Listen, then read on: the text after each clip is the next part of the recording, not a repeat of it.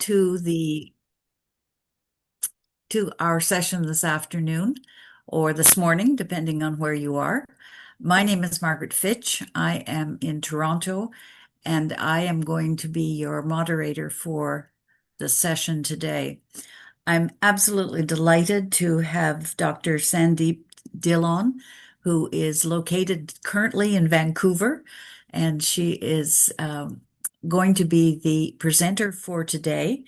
Sandeep is a postdoc fellow at the Faculty of Nursing at the University of British Columbia, and she is working with Dr. Kristen Haas. Some of you will remember that she was our presenter for last week. Sandeep's work focuses on equity, on supportive care, on aging, and she is doing some very interesting work in terms of participatory, community-based research and working with immigrant populations. And I think that we are in for a treat this afternoon. We'll let her share her slides, and then hopefully we'll have time for some questions and answers, some dialogue before the session is over. So welcome, Sandeep. Delighted to have you here. Thank you so much. I'm just gonna get this already. Awesome. So, I just want to thank everyone so much for being here. As you all know, I'm Dr. Sandeep Dillon, and my work focuses on supporting South Asian older adults and their caregivers as they navigate cancer and survivorship. So today I want to just share what I've learned about meaningful patient and community engagement, and why centering communities is essential when improving the survivorship experiences.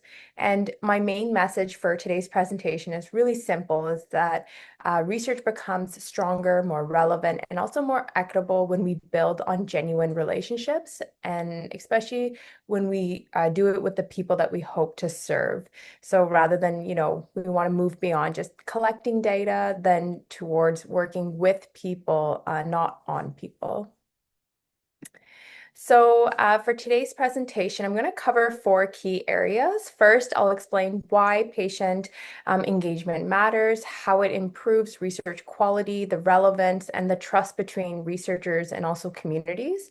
Next, I'll define what patient engagement means, so who it includes, how it happens, and then the levels of involvement that can take place across the research process. And then I'll discuss insider and outsider dynamics, focusing on how positionality, power, and also cultural context can shape engagement and also collaboration. And then finally, I'll share lessons from our cancer self-management research study that we're doing right now, just highlighting what has worked, what challenges we have faced, and also what we've learned about meaningful engagement in practice.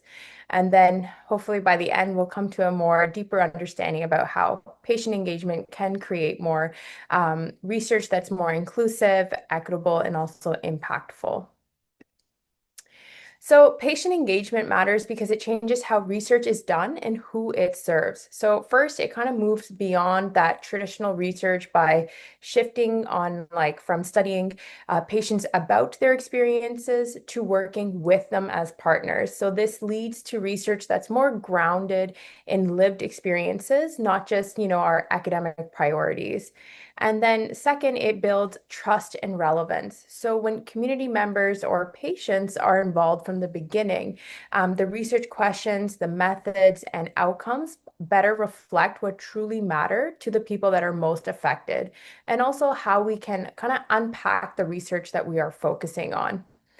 Third, it improves recruitment and also retention. So when participants or community members feel engaged, they feel a sense of ownership and also purpose. And this really helps sustain participation and also ensures that findings kind of represent that those diverse voices and also realities. And then finally, it also ensures culturally safe and also community-driven outcomes. So engagement helps researchers understand the cultural context, it reduces stigma, and also co-creates solutions that are respectful, equitable, and more likely to be implemented in real settings. So when we talk about engagement, we're talking more than just recruiting participants. So true engagement means forming partnerships where patients and community members are active contributors, not just subjects of the research. So it's about having ongoing dialogue. So it's not just like a one-time thing. Engagement happens throughout the research process. So it's from setting the priorities to designing the methods and then to interpreting and also sharing those results. And importantly, engagement kind of creates space for communities to define what matters most to them, their own concepts, priorities, and the approaches to care and also research. And by speaking directly to community members, we can then learn what's truly pressing and also relevant to them, rather than applying our own assumptions and at times our own ideologies. So it's about understanding how we can work with their strengths and also tailor our approaches to what works best to their experiences and context. And then finally, engagement is a process. And so it involves listening, co-designing, and continuously sharing back. So this just ensures that the research remains relevant, it's respectful, and it's grounded in their experiences. So when we talk about engagement, it's also important for us to ask who's actually part of it. So first and foremost, engagement starts with patients and caregivers.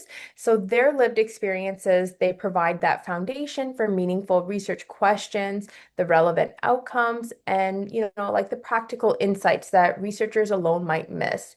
And then next we have community organizations and gatekeepers. So this could be like faith leaders, cultural associations, and also seniors groups.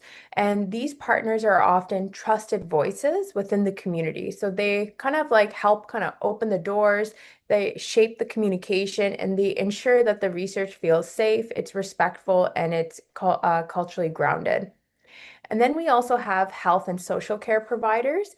They also play a critical role. So they kind of bridge the gap between research and real world care. So that's helping kind of translate the findings into practice and also ensuring that patient perspectives inform service delivery. And then finally, we have policymakers and advocates, and they bring the level lens. So they kind of help turn evidence into action by shaping programs, funding, and also policies that sustain patient engagement and also improve the health equity. So meaningful engagement depends on collaboration across all of these groups. So each kind of brings their own strengths, insights, and forms of knowledge as well. So, what's important to note is that engagement doesn't just happen in research settings. It often happens in the spaces that feel most comfortable and accessible to the community. So, first, it kind of depends on the community's own comfort zones. So, for some, it could be like faith-based spaces, maybe senior centers or cultural organizations. And for others, it may be more smaller, informal gatherings. So the key is gathering that recognizing that the comfort and trust come before the participation. So the big kind of takeaway there is that it requires us to kind of do our homework. So is it really so it's really important for us to research and familiarize ourselves with the community before even approaching them. So that means understanding their communication forums, the leadership structures, and what engagement even looks like in their perspective. We need to also tailor engagement to trusted, familiar spaces. So, whether it's a local temple, a gurdwara, a community hall, or even someone's living room, when people feel safe or seen, they're more likely to share their experiences and their insights. And then finally, we have to meet people where they are, not where it's convenient for us as the researchers. So this just means that, it's really important for us to adjust our schedules, the location, or even methods, and that's just to fit the community's realities. So, it's all about having respect, flexibility, and recognizing that engagement should work for them, not just for the study as well. So here, I just want to quickly distinct between patient engagement and community engagement. So patient engagement usually focuses on individuals who have lived experience with illness or sometimes their caregivers. It tends to happen within healthcare or research settings like advisory panels or co-design sessions. And the goal is to make the research more relevant and responsive to individual needs. And then with community engagement, on the other hand, it involves working with broader networks such as temples, cultural organizations, or even local radio stations. So this type of engagement happens outside of the clinical system, and it focuses more on building trust, access, and culturally safety at the more collective level. In my research, community engagement is especially important because many South Asian older adults, they're first reached through these community spaces rather than through hospitals or clinics. So by partnering with community leaders, I'm able to then connect with individuals who might otherwise remain invisible in traditional research settings. So ultimately, engaging the community is how I gain meaningful access to individual patients. And so through relationships, trust, and also cultural connection is really important. So, my research journey, it's evolved over time, but the central focus has always been on understanding and improving the well-being of South Asian older adults, particularly through culturally grounded and community-based approaches. So, during my master's at Mount St. Vincent University, I explored the mental health of older Punjabi women living in Nova Scotia. And so this project very much introduced me to kind of the challenges that immigrant women face when they're navigating aging, isolation, and also cultural expectations in new environments. And then building on that work during my PhD at Simon Fraser University, I examined the effectiveness of a community-based health promotion program that was designed for South Asian older women in British Columbia. And this experience deepened my commitment to participatory and more of a strength-based research approach, where I was working with communities rather on them. And then now, as a postdoc at the UBC School of Nursing, my work now focuses on cancer self-management among South Asian older adults across Canada.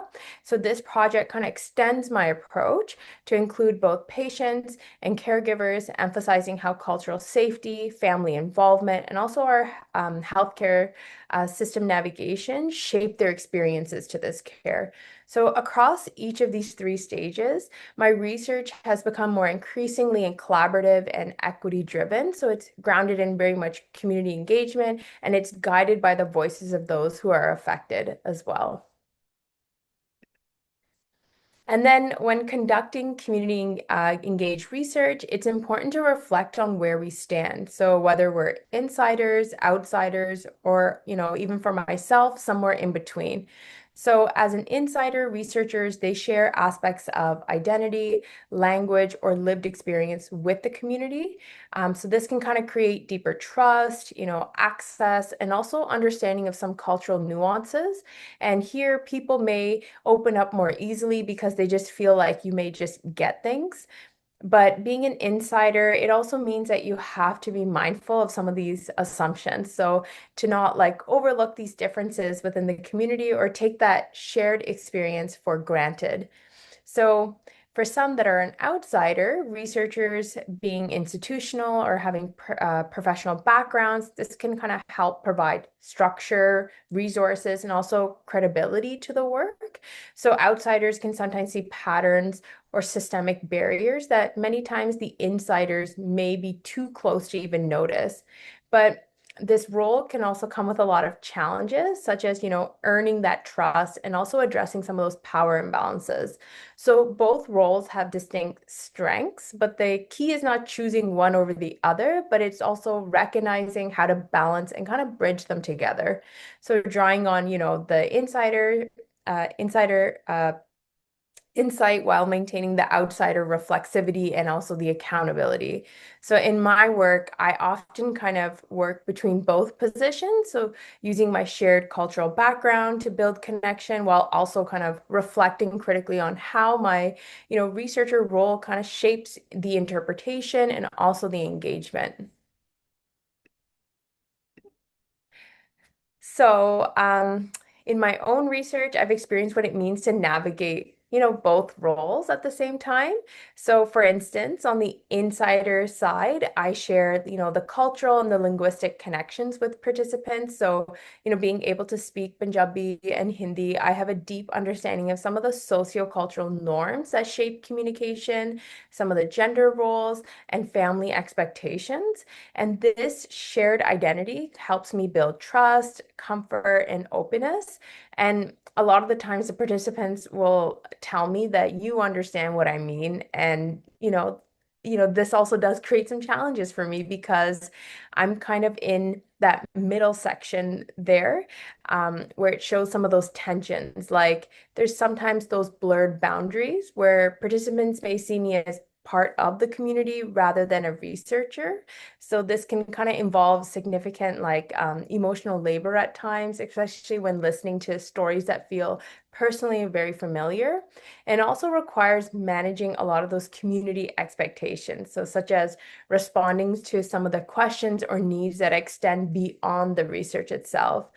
And, as an outsider side, I also hold a lot of privileges too. So, being born and raised in Canada, having an academic background, and also being affiliated with UBC, these factors also give me institutional access and also credibility, but they also sometimes create that distance because some of the participants, they may not see me they kind of see me part of the system, but not the community. So, navigating both of these spaces means constantly kind of reflecting, recognizing when I'm drawing on that shared identity to build connection, especially when I sometimes need to also take a step back and use my outsider perspective to kind of maintain some ethical boundaries, reflexivity, and also rigor. So this project is an example of how we're applying patient and community engagement principles in practice.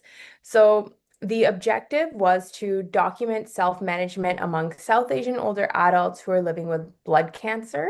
So we wanted to understand what managing cancer looks like day to day, from navigating appointments and medications to, the emotional part and also the family roles. And the significance of this work is to generate evidence for culturally tailored care models. Much of the existing research on self-management really reflects more of a Western perspective. So our goal was to capture how culture, family, language, and community shape these experiences. And when we began kind of defining self-management, what it actually means, we approached it in a very collaborative manner. So we reviewed the existing literature on self-management and other chronic conditions like diabetes and cardiovascular disease to kind of identify gaps in cultural representation. We also spoke directly with South Asian older adults and caregivers, hearing how they described managing cancer in their own words, kind of like what helps, what hinders, and what supports are missing. And then we consulted with South Asian health and social care providers to understand how they see self-management play out in practice and what system level supports are even needed. So by combining these perspectives, we developed a more culturally grounded understanding of self-management. So one that kind of centers the voices of older adults and caregivers rather than using a definition that doesn't really resonate with their experiences. So through these insights that we gathered, we refined how we will be defining self-management into four key areas that kind of reflected the lived realities of South Asian older adults. So first, individual practices. So this included things like medication adherence, dietary changes, physical activity, and day-to-day symptom management. So these were all tangible strategies that people use to stay well. The second is the family and community support. So this was central. So for many participants, health isn't managed alone. It's a shared process involving caregivers, family members, and community networks who kind of provide that encouragement, translation, transportation, and also emotional support. And the third was healthcare navigation. So participants described challenges and also strategies for interacting with healthcare providers, even balancing traditional and Western medicine and advocating for themselves within a system that often feels unfamiliar and also unresponsive. And then fourth, cultural and religious influences. So faith and spirituality often shaped how people made sense of their illness, even how they coped with the uncertainty and how they accessed support through these religious and also cultural spaces. So, as you can see here, our definition of self-management became more holistic, one that kind of integrates cultural, familial, and also spiritual dimensions alongside the medical part too. So, this understanding came directly from engaging with the community rather than applying, a one-size-fits-all framework. And after defining self-management through our community input, our next step was to identify strategies for engagement and recruitment that was both, culturally relevant, but also feasible. So we engaged with a wide range of South Asian providers and researchers, including oncologists, family physicians, various PhD candidates that are studying cancer in South Asian communities, and also several cancer-related community organizations. So these conversations, they helped us understand their experiences and how we could kind of leverage strategies that they've used and also where our project could best contribute. And from these discussions, we learned that recruitment in this population can be especially challenging. Many of the providers, they kind of shared that research participation is still a new concept for many South Asian older adults, and that many patients are also diagnosed in later or palliative stages, so making, the timing to be really sensitive. And they emphasize that recruitment works best through building trust and personal connections. And so essentially, word of mouth is the best method. We also learned that posters and flyers are often not effective recruitment methods, especially if people don't already have those trusted relationships with the research team. And then finally, a lot of these providers, they express a strong willingness to share our study within their networks, but they also notice there are a lot of complexities of navigating multiple ethics approvals across, different clinical settings, and this can really just slow down the implementation. And these insights reinforce the need to approach the engagement relationally. So this is by building partnerships, showing presence in community spaces, and also valuing trust over that formal recruitment tools that we were seeing. So, building on those engagement strategies, one of the most meaningful parts of this project was connecting directly with community members in their own spaces. So, that being said, we attended local tea parties and community events that were organized by South Asian groups and partners. And these gatherings, they created, a lot of comfort. It provided a familiar environment where these conversations about cancer and self-management could happen more naturally. So this was often done over tea and also shared stories. And at these events, this is when I kind of gave more of a short, informal presentation about the study and just invited more of a discussion. So rather than the formal recruitment, it was more about just starting the conversation, answering any questions that they may have, listening to some of the people's experiences, and then building those relationships over time. And these interactions, they helped build trust, familiarity, and also visibility. So people began to recognize me and the project, and this made later that engagement piece much more smoother. And we also shared recruitment materials through trusted networks. So this could be like some of them were like South Asian serving community organizations, a lot of WhatsApp groups. We were forwarding the recruitment poster in and just talking about what this is all about. And this was done by some of all the time. It was done by a trusted community gatekeeper. And even though the posters, they're not very effective, but when they're shared by these people, they become powerful tools for spreading awareness. So overall, this approach kind of reminded us that meaningful engagement, it happens through these relationships. So by showing up, listening, and being part of these spaces is really important so we can be there when we gather. And in the picture, it's really hard to see where I am, but I'm in the back somewhere. So this slide really captures what it's actually like when you navigate the insider and outsider roles in community engaged research. So first, the relational commitments. So I'm deeply invested in building and maintaining trust with the South Asian community. So that trust doesn't begin or end with one project. It's built through years of presence, reliability, and also care. And, I often support multiple community organizations beyond the research process itself because these relationships are long term and they're reciprocal. So they're not transactional. They often require consistency and genuine commitment. And next, the demands of community engaged research. So this work can be emotionally and physically demanding. It requires being responsive, and adaptable in ways that go far beyond a typical research role. So attending events, answering questions, supporting families, or just being present. Much of this work is invisible, but it's absolutely essential for engagement to be ethically and culturally safe.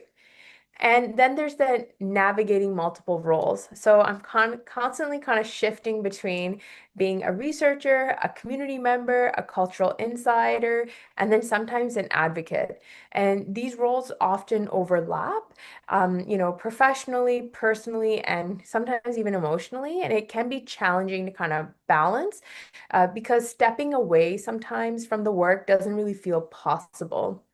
And then there's the personal impact. I often feel pressure about how I'm perceived in the community. My reputation and my relationships are kind of intertwined into the research. So maintaining boundaries can be difficult when, my personal identity and my professional role are so closely connected. But reflecting on this has reminded me that community engaged research is not just about methods, it's about relationships, accountability, and also care. It also requires a lot of ongoing reflexivity about who we are in this work and how we want to show up for others. So it's a really good reminder for myself. And through this work, what I've learned about meaningful engagement is that it's not just about the participation, it's about relationships that are built on trust, and long-term commitment. So first, it's really essential to meet people where they are. So that often means, once again, just stepping away from that traditional research settings, and connecting in places where people feel more comfortable in, and that just helps create more genuine dialogue. Second, engagement must be reciprocal. So community gives a lot of communities, they give their time, knowledge, and also their trust. And it's important to share the findings back in ways that matter to them. So this might mean co-hosting community events, returning to present results in, plain language, or even just celebrating milestones together. The third is accessibility. This is really key. So this includes offering materials in Punjabi or Hindi or translating even the consent forms, even using culturally familial examples even, and being flexible with your scheduling. So, for instance, meeting after a prayer gathering or even or family commitment. And then finally, consistency matters most. So building trust doesn't happen during the recruitment alone. It's about maintaining visible and respectful presence long after data collection. So this is showing up, showing that the relationship and it's not just about the research, but you actually want to be there and support them. So these are some of the lessons that continue to shape how I approach engagement. It's very much ongoing. It's a shared process of listening, learning, and also giving back. So, one example of how I put these engagement principles into a practice was when I was featured in a Punjabi radio station in Surrey, BC. Because many older adults in this community, they regularly listen to the Punjabi radio, I saw it as more of a natural and trusted space to connect, one that kind of aligned with the idea of meeting people where they already are. So I could leverage my cultural insider role and my language skills to introduce the study in more of a familiar and accessible way. So during the segment, I explained the purpose of the study entirely in Punjabi using everyday language rather than academic terminology. And this just helped make the research feel more approachable and also relevant. I also outlined the clear participation process, emphasizing, confidentiality and how people can get involved safely and comfortably, whether, directly or through a family member as well. And this outreach was like very much a collaborative and community driven. So the radio host helped me kind of frame the questions in a way that resonated with the listeners. And then together we created more of an open conversation about cancer and self-management, which is a topic that often feels taboo. And this experience really showed me the value of using culturally grounded platforms for engagement, one that kind of honors that the language, the trust, and also understanding community. So, as I continue, this work here, one of the biggest lessons that I've learned is that community engagement doesn't end when a study or, a grant does. So, the first point, showing up beyond grant cycles is really important because true relationship building means staying connected even when there's no active funding. So, that might mean attending, a community event or sharing resources or just simply checking in. And that's just to maintain those relationships. So it's about showing that our commitment isn't just conditional on, a project's timeline. The second point, longstanding ties leads to quicker trust in new projects. So this reflects kind of like what I've seen firsthand. So when communities know that you've shown up before, they're more open, responsive, and trusting when new initiatives begin. So the groundwork of mutual respect and accountability just makes future engagement much more smoother and more meaningful. And ultimately, sustainability and trust are what transform that engagement from one-time collaboration into a long-term partnership. And that's what makes community engaged research both powerful and also endearing. So, and I also wanted to kind of connect this to the CIHR Strategy for Patient-Oriented Research, or SPORE. SPORE is a national initiative that encourages researchers to partner directly with patients, caregivers, and communities so that research kind of reflects real-world priorities. And for work like ours, which involves long-term community partnerships, this kind of engagement takes significant time and coordination. So we can't sustain it on project funds alone. So that's why, I think like we're planning on applying for SPORE, and this just will help kind of support that relationship building, the community outreach, and the co-design components that make our research both meaningful and also culturally grounded.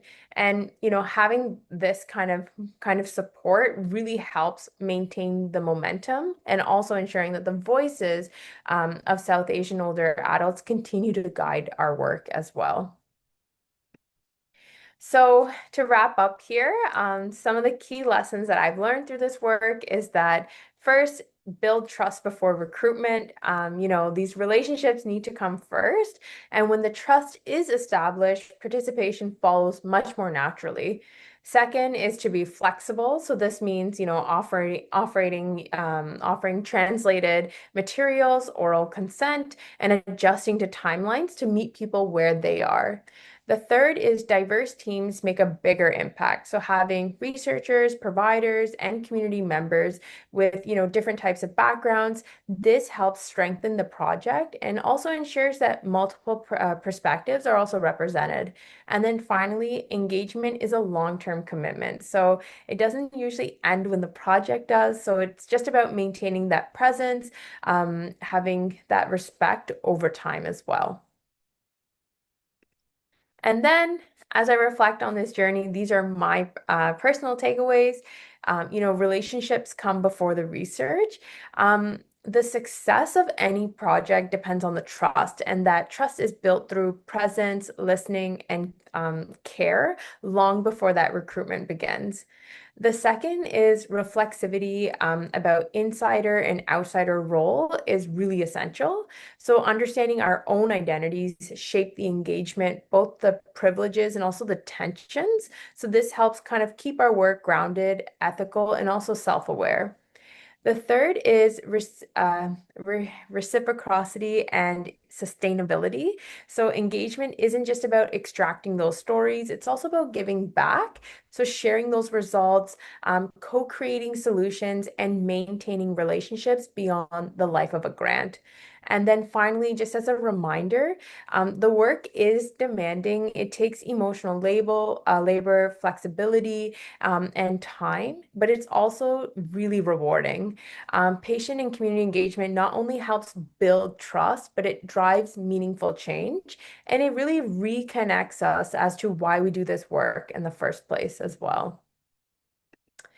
So I want to thank everyone so much for listening and taking the time to engage with my presentation. And I really hope that today's conversation spark how we can build more collaborative, culturally meaningful, and also community-driven survivorship research across Canada. Thank you so much.